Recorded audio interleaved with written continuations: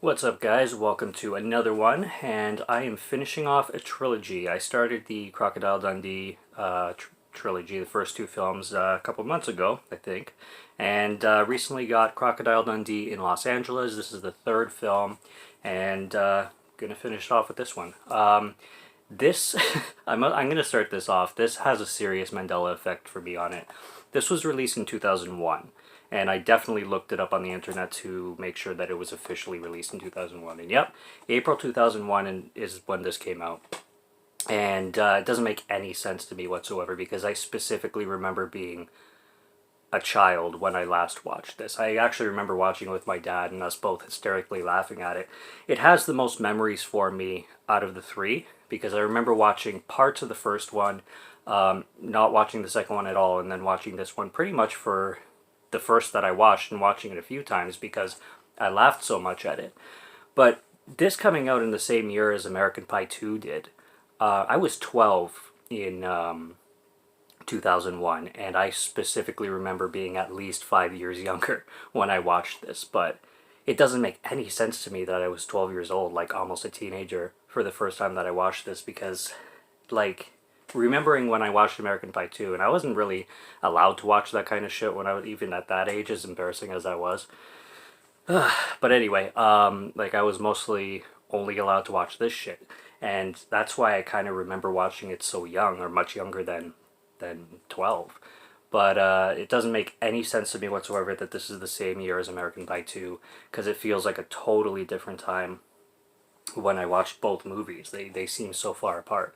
Regardless, though, I remember this having the funniest scenes, and I hadn't watched it since then, so this is basically my second full-time run. And I definitely remember the first two acts a lot more than the third. The third was pretty much new to me this time, and I don't remember pretty much any of it. But going back and watching my favorite scenes that I remember watching as a kid, or teen, I guess, it was so good. Like the one at the beginning where he's on the river catching the crocodile and his brother comes along after Croc eats his boat and he lands on the tree, and then his brother's making fun of him, but the same thing ends up happening to him. I remember me and my dad just pissing our pants at that scene. And this film also does one of my favorite things about the series is when Paul Hogan is in America and the whole culture shock with him, because that's what makes the Crocodile Dundee films so funny.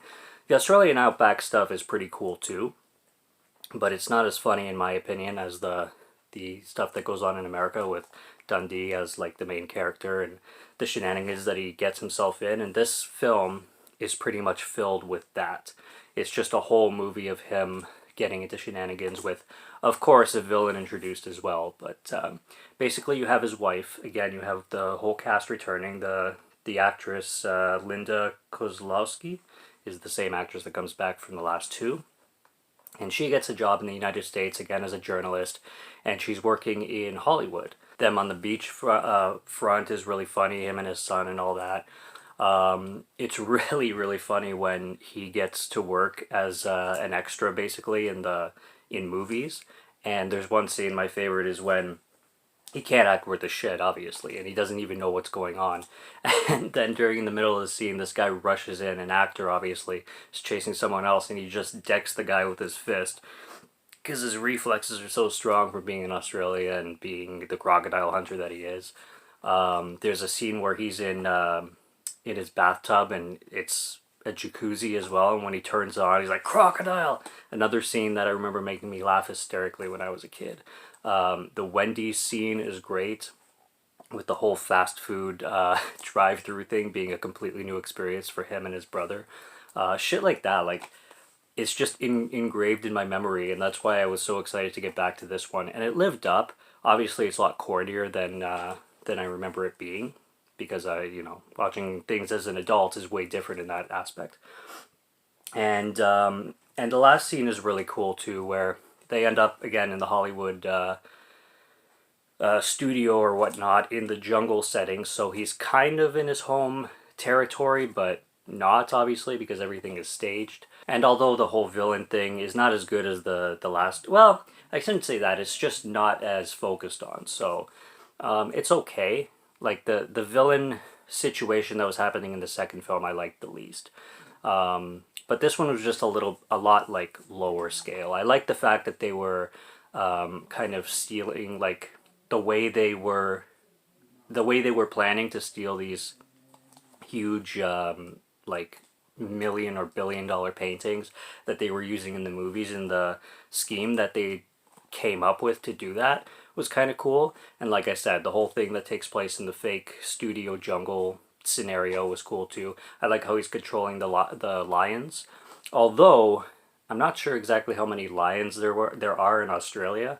I've never heard of there being any at all, so unless he can control and like train like animals in the same way, no matter what animal it is, who knows? But either it's a plot hole or it's not. Another scene that he is really good at is when they're training the monkey on the movie set, where he's supposed to take a can of pop and or just a can of pop in the first place, and he can't do it because the monkey's going crazy. And then since he's so good with animals, he just in a breeze, gets the monkey to pick up a can and a glass, and then he's immediately hired.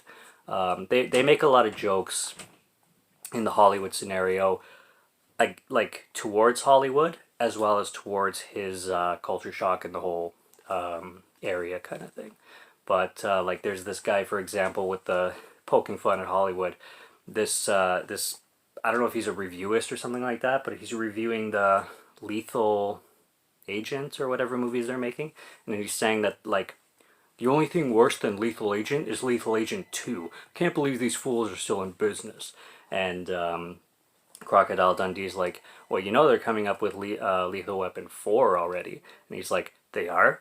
Nobody told me about that. I gotta speak to my agent. And all of a sudden he's excited to get a role on Lethal Weapon 4, even though he just, tore the shit out of the last two. Very, very true. Especially with like critics and just people in the film industry. And by the way, I'm not a film critic, I'm a film reviewist. There's a difference. I don't know, I just came up with that myself. But maybe they're the same, I don't know. I consider myself reviewing films. I don't like to tear them apart, really. Like I said before, if I don't like a film, I just won't review it. I'm probably being a hypocrite, because I'm not saying there's no videos on my channel at all that I'm not tearing a film apart, so I'm not going to say that all the time, but it's, if there are, it's very rare. Regardless, I had a great time with Crocodile Dundee for my second watch. Really, really, really, really strange that it came out in 2001, because I could have sworn this was like 96 or something like that. But anyway, I'm done with that. Subscribe to Morgan Film Fan if you like to listen to my voice, or if you like my film reviews. I'll be back as soon as I can. And yeah, till next review, take care and cheers.